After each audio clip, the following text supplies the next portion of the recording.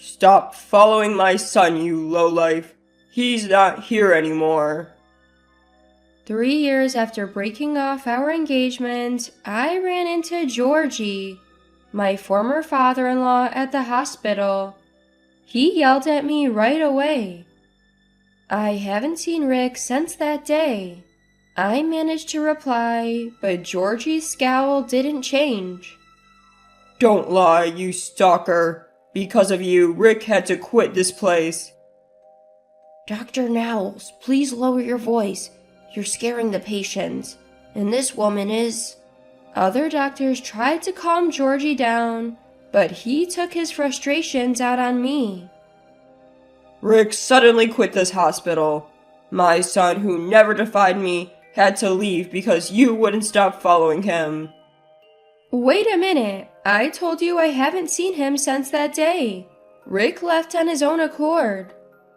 Don't make me laugh. It's all your fault. Because of you, a child of a worthless mother, my son started defying me. My wife was so shocked she left me. You ruined my family. There's no point talking to this man any longer. Not only did he insult my mother, but he also blamed me for his son and wife leaving him, completely unaware of how much he had been stifling them. I was furious. Ignoring the red-faced Georgie, I walked away. Hey, we're not done talking. Just as Georgie grabbed my shoulder, a startled voice rang out. My name is Liliana. My life changed dramatically when my father passed away suddenly when I was in high school. My mother became depressed and her health deteriorated. Carrying an indescribable sense of anxiety, I decided to start working right after high school to support my family and my younger brother's future. Still, I was fortunate with my work relationships. The law firm where I worked as a secretary during the day had a good atmosphere, and the boss was very kind to me. The pub where I worked at night was run by a couple and frequented by nice regulars. I loved the homey atmosphere and the meals the owner cooked. Then, a few years after I started working, it was an ordinary Friday. How unusual, a young person coming in alone. The pub's clientele was mainly people in their 40s and older. But that day, a man who looked to be in his 20s, around my age, came in alone. While other customers were enjoying their meals and drinks, this man looked unhappy. I even heard him sigh a few times. He stood out because we rarely had customers close to my age, and he had a gloomy aura. From that day on, he became a regular, coming in every second and fourth Friday. He introduced himself as Rick Knowles. Rick usually ate in silence and left after about an hour, but gradually he started talking to me and the owners and stayed longer. Rick continued to visit on those Fridays, making small talk before leaving. I started looking forward to the Fridays when he would come in. About a year after Rick started coming to the pub, he asked me out on a date. I had been working nonstop since high school, and love seemed like a distant dream. It was then that I realized I had feelings for Rick. I was thrilled when Rick asked me out. After a few dates, we decided to become a couple. By then, my younger brother had started college, so I had a bit more time for myself. I didn't know what Rick did for a living until we started dating. He told me he was a medical resident at a private university hospital. That explained why he always seemed so down. His family was full of doctors, and his father, also a surgeon, worked at the same hospital. Apparently, he didn't get to choose where he worked. His father took great pride in their long line of doctors and looked down on anyone who wasn't a surgeon. He also held a powerful position at the hospital. You're destined to take over the surgery department. You should be able to handle this much. His father would say, always demanding more from Rick. Under his father's watchful eye and constant pressure, Rick was struggling. I encouraged him because I genuinely admired his dedication. You're your own person, Rick. You don't have to follow your dad's path to be a great doctor. You're already working so hard. Thank you, Liliana. Hearing you say that lightens my load. Even though we'd only been dating for a few months, Rick's commitment was intense. He barely had time to rest, always studying. His only free time was on the second and fourth Fridays, and our occasional dates. Despite the immense pressure from his father, Rick never slacked off his duties as a doctor, committed to saving lives. That's why I didn't mind our limited time together. In fact, seeing Rick work so hard inspired me to set my own goals. Boss, I've decided. I'm going to become a lawyer. I've even started studying a bit. Great, if that's the case, I'll support you all the way. If you have any questions, just ask. I'd been considering it for a while, especially since my boss had suggested it before. Now, I was committed to becoming a lawyer. Rick was doing his best to save lives as a doctor. To be worthy of him, I wanted to be helpful to people too. So I started preparing for the bar exam. I'd seen legal documents before, but studying them made me realize how much I didn't know. There were times when I felt like giving up, but Rick would say, "Let's keep pushing through together." He never laughed at me for aiming high, even though I only had a high school diploma. Though our goals were different, it felt like we were in this struggle together. A few years after we started dating, Rick, now more confident as a doctor, proposed to me. I was so happy that tears started flowing from my eyes. I accepted his proposal right then and there. But a new challenge awaited me, meeting his parents. I'd heard that his mother, Catherine, was a kind and gentle person, but his father, Georgie, was quite the opposite. Even Rick, a surgeon, faced immense pressure from his father. So I was filled with anxiety about whether a high school graduate like me would ever be accepted. Still, I want to be accepted. Nervous but determined, I headed to Rick's family home. I had recently passed the preliminary bar exam. Passing this exam proves that you have the equivalent skills of someone who has completed law school, which is a requirement for becoming a lawyer. Knowing I had passed gave me a boost of confidence. When Rick and I arrived at his home, his parents welcomed me warmly, contrary to my fears. Both Catherine and Georgie were smiling, which eased my tension a bit, but that relief was short-lived. Georgie immediately started grilling me about my education and family background. When I answered, he became furious. "So you're saying you didn't even go to college?" Yes. My father passed away when I was in high school. "That's irrelevant. Didn't your mother make sure you went to college? Unthinkable. Marrying into our family is out of the question." "Dad, Liliana has been working multiple jobs since high school to support her family. You can't just..." "Quiet. You have no say in this. Bringing a woman like her into our home. We'd be the laughingstock of the community." Georgie, that's too harsh. Catherine softly interjected, but Georgie was unstoppable. "Our family has a long history of producing doctors. Marrying a woman like you would tarnish our reputation." I may be a high school graduate, but I'm working hard to become a lawyer. I've even passed the preliminary bar exam. Desperate for his approval, I mustered the courage to talk back. But Georgie's expression didn't change. So what? You're still a high school graduate. I won't accept a woman like you as my son's wife. Leave this house immediately. I don't remember how I got home. When I came to, I was sitting in my living room. Multiple missed calls and messages from Rick were on my phone.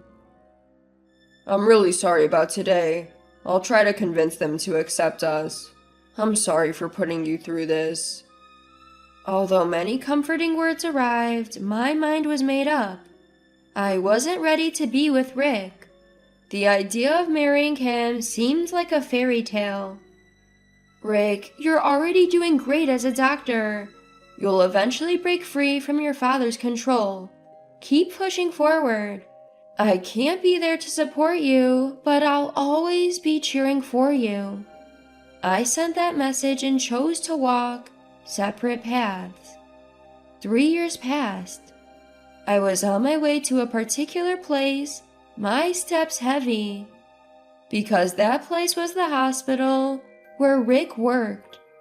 If I run into Rick, I'll try to smile. But if I encounter Georgie, the thought weighed heavily on my mind. No, I'm here for work today. I kept telling myself to stay focused as I walked into the hospital.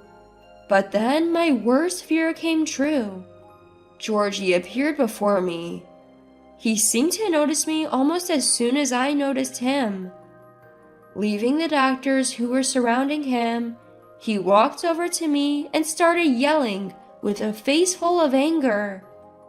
Stop clinging to my son. He's not here anymore. What? Caught off guard by his sudden outburst, I was momentarily speechless.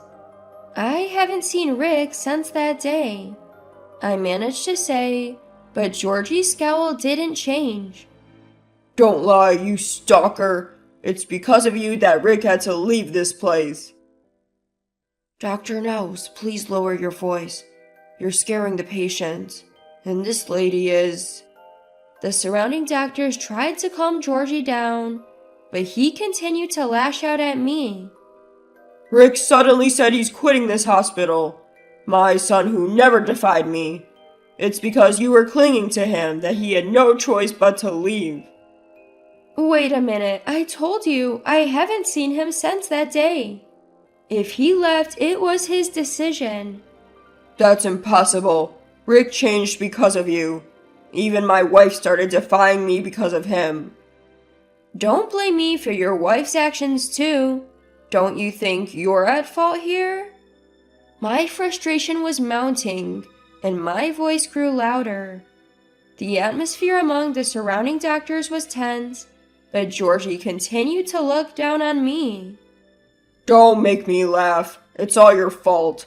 My son started defying me because of you, a child of a worthless mother. My wife was so shocked she left me. You destroyed my family. There's no point in talking to this man any longer. Not only did he insult my mother, but he also blamed me for his son and wife leaving him, completely oblivious to how much he had been oppressing them. My anger reached its peak. Ignoring Georgie, who was red in the face, I walked on. Hey, we're not done talking. Just as Georgie grabbed my shoulder, a flustered voice rang out. Stop this at once. I turned toward the voice and saw a middle-aged man standing there. Georgie immediately straightened his lab coat upon noticing the man. Director, thank you for taking the time to come here. I'll make sure today's lecture goes well. Georgie had apparently retired from this hospital a while ago and was now working part-time and giving lectures. He was happily discussing today's lecture topic.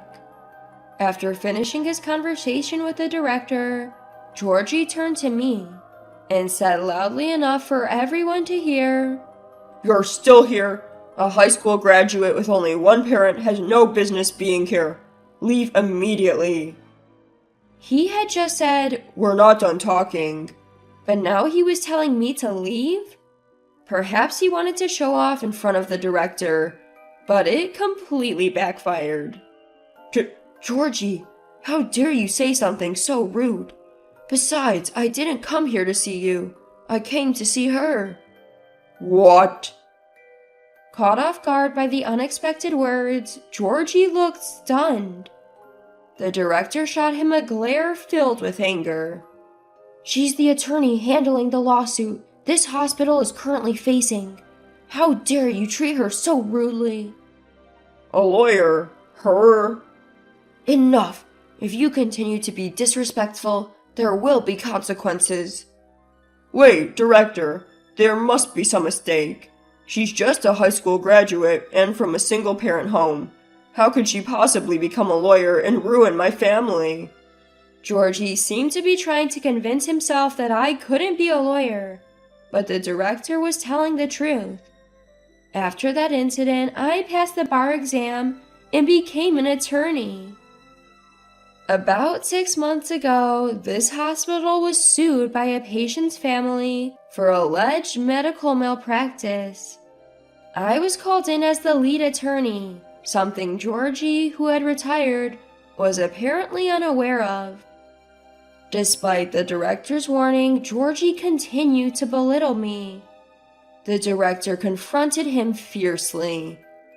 Didn't you understand what I said? If you're rude to her, you won't get off lightly. Director? Georgie looked overwhelmed. Realizing he was in trouble, his face turned pale. The director continued with undeniable authority. Today's lecture is canceled. You will never be invited back as a speaker. Furthermore, you are banned from any further involvement with this hospital. What? Wait, what do you mean, banned? Don't you understand? You're fired. Fired. At the word fired, Georgie collapsed to his knees. Director, this is the only place I have left. My son and wife are gone, and this is the only place where I feel I have a purpose. Please, anything but firing me. That's not my concern. I'm not foolish enough to employ an unreasonable doctor for such reasons.